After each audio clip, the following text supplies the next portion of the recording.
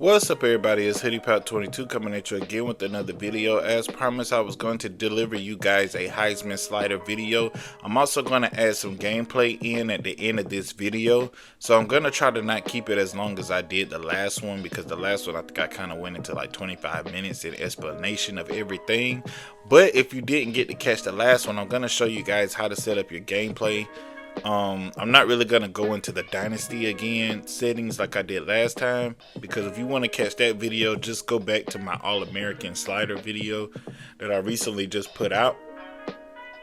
But this one is for the Heisman, and I'm just gonna run through these settings real quick, and then I'm gonna get to the sliders and then the gameplay. Alright, your playbooks, this is pretty much whatever you prefer. I turned even teams off because I want it to be a parity between the teams. I don't want everybody to have the same ratings. Skill level is Heisman. Quarter length 5 minutes. Play clock on. Turn accelerated clock off. Coin toss, I choose kick and against the wind because I want to be able to receive the ball in the second half. But it's whatever you decide. Kicking, I go with tap because a lot of times I was botching kicks trying to tap and hold, because I will accidentally bump a button and then it'll start the kick, and then if you don't hold it, it'll just jank it up. I like tap because I can control the power more better. So on Madden and college football, I use tap instead of tap and hold. Wear and tear is a little over gas, like it's very up on this game. But it works a lot better than Madden wear and tear do. So normal tackle impact is 20, catch tackle impact is 20, hit stick impact is 45, cut stick impact is 50, defender tackle advantage impact is 35, sack impact is 30, block impact is 20, impact block is 25, per play recovery is 40, per timeout recovery is 45, between quarter recovery is 55, halftime recovery is 65, in-game healing reserve pool is 60. So if you guys want that, you can just pause right there and copy it. Passing type is placement. The reason why I use placement passing type, for those of you who didn't catch the last video, placement is where I pretty much move the reticle wherever I want to. So if I want to lead a receiver, I can place the reticle in front of the receiver, or if I want to throw a tight window, I can just kind of place it like in between the receiver and the defender. And I control the power, the strength of the throw, like how hard I throw the ball. That's what I like. I like to control the placement and the power. So I use placement passing type because it leads the ratings up to the quarterback. Whatever the quarterback ratings is, placement will not determine the ratings. The passing accuracy. I want the passing accuracy to be left up to the sliders. So using placement allows the sliders to kick into effect. So if you're going against a robo QB or a quarterback that's just like going 20 for 20, if you're on placement, it affects the computer quarterback too as well, which leads it up to ratings. Which is why you will see why I did the QB skill the way I did it, to kind of balance it out. But we'll get into that when we get to CPU skill. Pass and slow down, I use moderate because if you use max, it kind of affects the throw, and it allows defenders to catch up to you as well. I don't like that, so I use moderate, but you can turn it off and put it on slight. If I'm playing on Heisman, I put it on slight. If I'm playing on All-American, I put it on moderate. Pass lead increase is large. Reticle speed is 20. I'm very advanced with throwing the ball, so I like to move kind of fast when I'm throwing the ball. I like to move the reticle really fast for precision throws, fast and precision throws. Especially like when you're getting blitzed and you want to move the reticle real fast while running. I suggest you to put the reticle speed on 20, but if you're not that advanced with it, you can knock it down to 12. But just know, like, let's say a defensive end rushes off the edge, blows by the lineman really fast, and now he has you on the run, but you see a receiver kind of like backwards going to a slant. It's going to be hard for you to move that reticle really fast to kind of hit that receiver. You're going to have to give the reticle time to catch it, and you might miss your window. because it's not as fast. But however you do it, that's determined to how you like to play. I turn AI wide receiver off for user teams because I like to trigger my own catch animation. So after I throw the ball, I like to click onto the receiver and run the ball down and do a position catch, or to do a yak catch, which is square. So if you press square while in run, it's like a running stride catching animation. So you'll catch the ball and still be running. Or if you press X, you'll do a position catch and catch the ball and fall down, or kind of get your feet down on the outside bounds. Or you'll press triangle and you'll do an aggressive catch as well. Auto flip defensive play call. Yes, I do auto flip because you really get a small window with some teams of trying to adjust your defensive play call. So I do auto flip just in case. Ball hawk is on. So basically with ball hawk is it helps your cornerback to get closer into position to catch the ball. I noticed when I turned ball hawk off and I went for a lot of interceptions, I noticed that the cornerback was not going for the catch with the ball. So I turned ball hawk on and I noticed that my corners now go to compete for contested catches. Otherwise, you're just going to be running right there by the play and the ball will go right over your head. So I turned ball hawk back on. Heat seeker, I turned it off because I want to be able to get myself in position to tackle. And that allows me to miss a lot of tackles sometimes, which make it more realistic.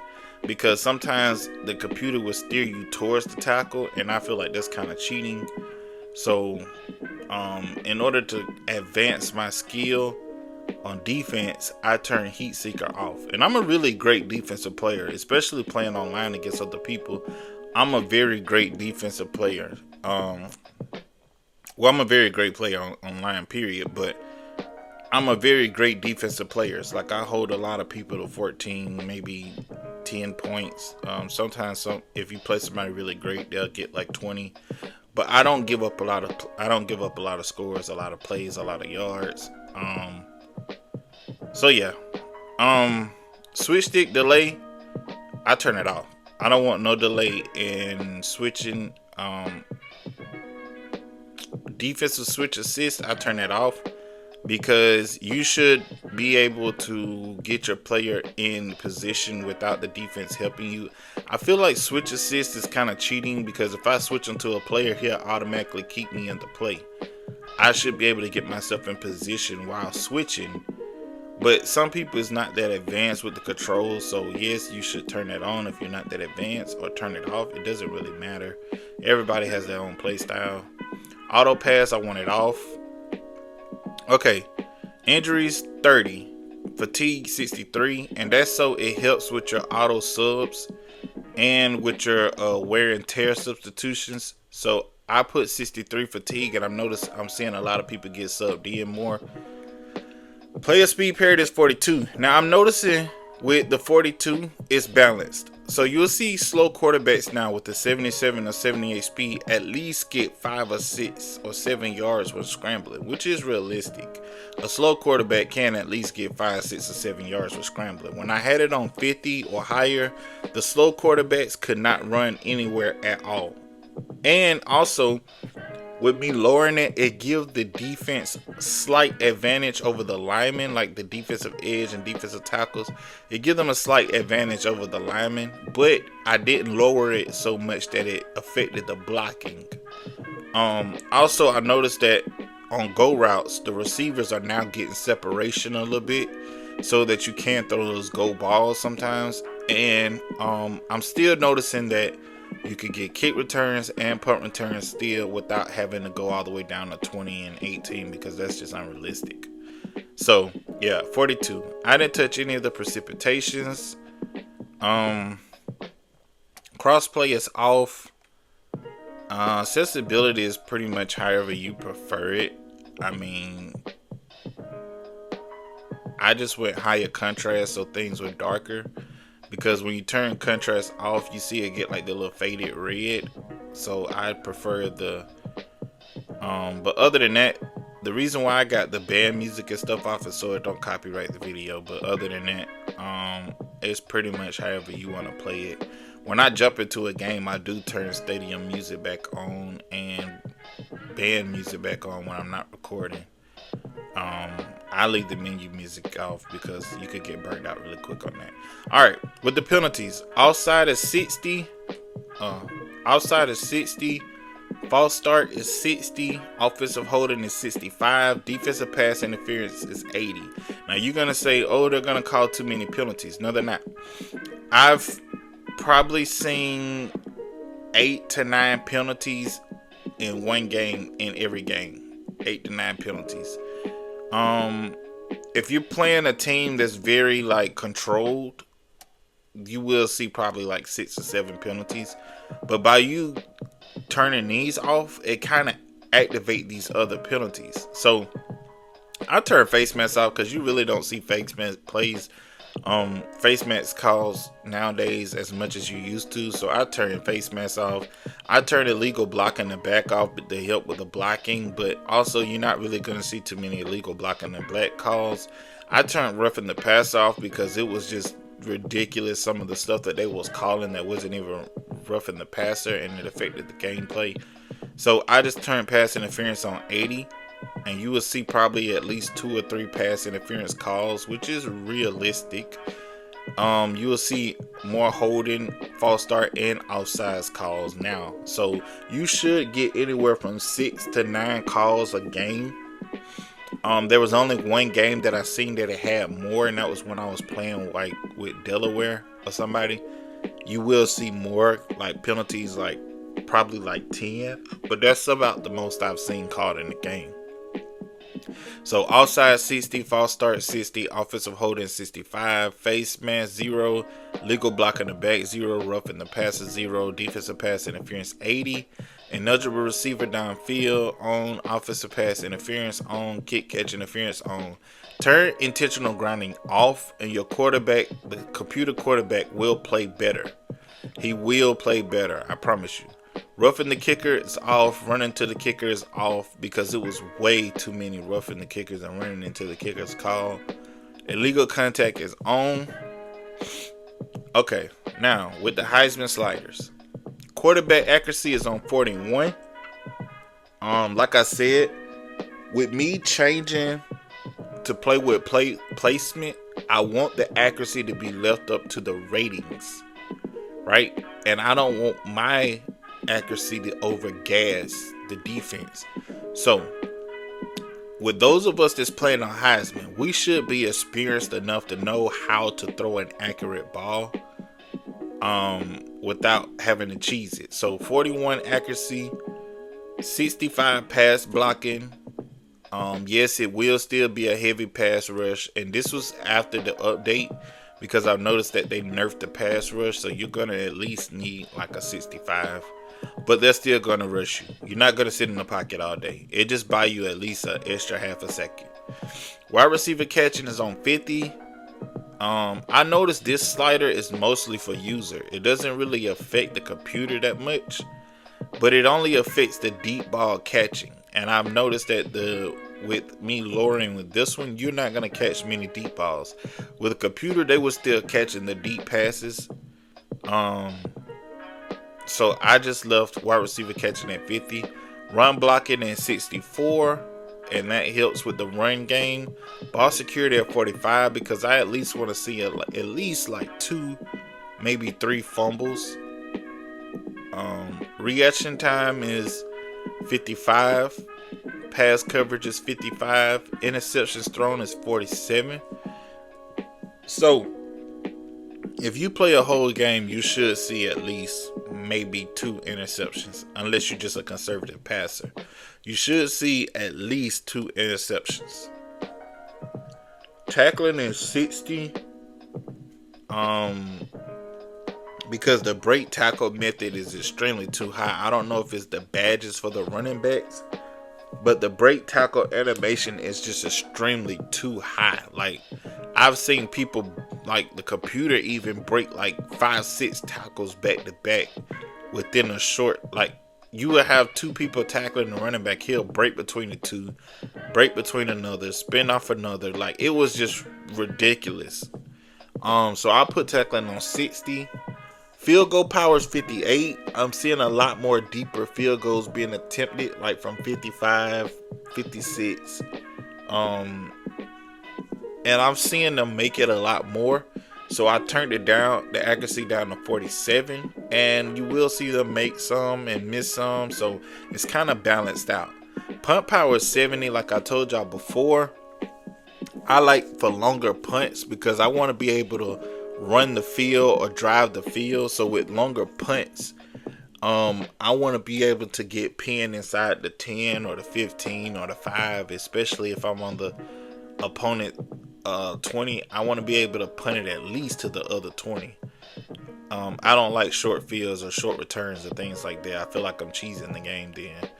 Punt accuracy is on 46 because I want to be able to get the ball within the lines, because I noticed the computer was punting out of bounds a lot of times. With 46 you get a lot more punt returns, but you with some teams you have to kind of run across the field. So I like being able to do that and still be able to get the ball and you know, punt returns is actually fun in the game, but to be able to return a punt a lot of times, especially from the deep end, I actually like that and prefer that. Kick power is 48 because I want to see more kick returns in the game. So that's why I do that. Alright. Quarterback accuracy is 38. Pass blocking is 68. Now, you might say 38 is too low. When you see that the quarterback is still going to be hitting players, you will see they will probably go 16 for 26 now instead of 26 for 26, because that was just ridiculous. They will go 16 for 26 now instead of 26 for 26. For the teams that air raid, I saw a lot of 32-38 instead of 38 for 38, like acting like they just couldn't miss a throw. So 38 accuracy, 68 pass blocking. So the pass rush is going to be determined by the plays that you call and by the ratings of the defense. I like to play with defensive tackles and defensive ends, so I like to get off those blocks myself. 45 wide receiver catches. I want to at least see 2 or 3 drops by the receiver, at least. I don't want them to have sticky glue to their hands, so 45 is what I went with. Run blocking is on 70. Ball security is on 45, just like ours. Reaction time is 58. Pass coverage is 58. So they're going to play good defense. So you're going to have to really know what you're doing. And on Heisman, a lot of people was like, oh, the last settings I did was too easy. So 58 reaction time, 58 pass coverage time, 47 is interceptions. And I gave them 65 tackling. Right? 58 field goal power, 47 field goal accuracy, 70 punt power, 46 punt accuracy, and 48 kickoff power. So, if you want these sliders, it's going to be 1090 Heisman. 1090 Heisman. For hoodie pap 22. Also, with the player skill, is 1090 Heisman. The 1090 slider one is the All-American one. That's the All-American slider. So the 1090 slider was All-American. 1090 Heisman is the Heisman one if you want these settings. Alright. So now we're going to get into the gameplay video, and I'm going to attach that to the end of this.